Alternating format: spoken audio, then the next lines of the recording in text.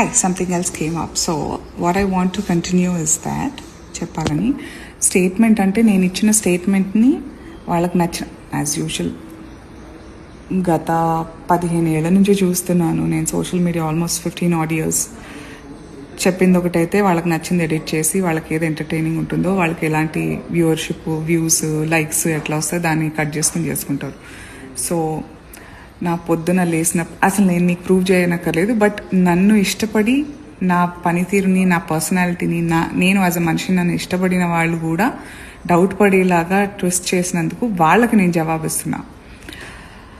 నా కొడుక్కి నా పెద్ద కొడుక్కి హనుమంతుని పేరు పెట్టుకున్నా. ఐఎమ్ హార్డ్ కోర్ హనుమంతుడి భక్తురాలు. హనుమంతుడికి ఏదైనా సమర్పించాలంటే అది రామార్పణం అవుతేనే. నేను లేస్తే నేను వెలుతురు చూస్తే జై శ్రీరామ్, మా ఇంటి నిండా లైట్ వేసిన ప్రతిసారి జై శ్రీరామ్ అంటూనే ఉంటాం.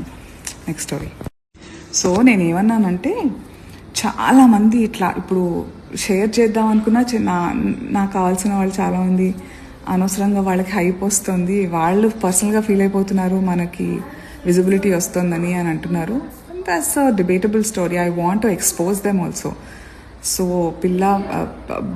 దేవుడి డీపీ పెట్టుకుని కింద సనాతన ధర్మం కోసం ఏమన్నా చేస్తాను అనే డిస్క్రిప్షన్ జై శ్రీరామ్ అని పెట్టుకుని అలాంటి వాళ్ళ గురించి చెప్పాను. సో అలాంటి బ్యాచే దేవుడి పేరు మీద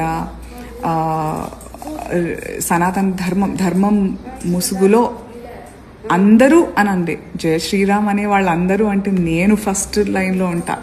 I'm definitely not an assault, but అట్లా ముసుగులో చేసే వాళ్ళందరూ అసాల్టర్స్ అని చెప్తున్నాను నేను.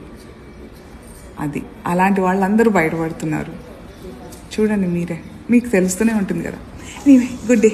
జై శ్రీరామ్.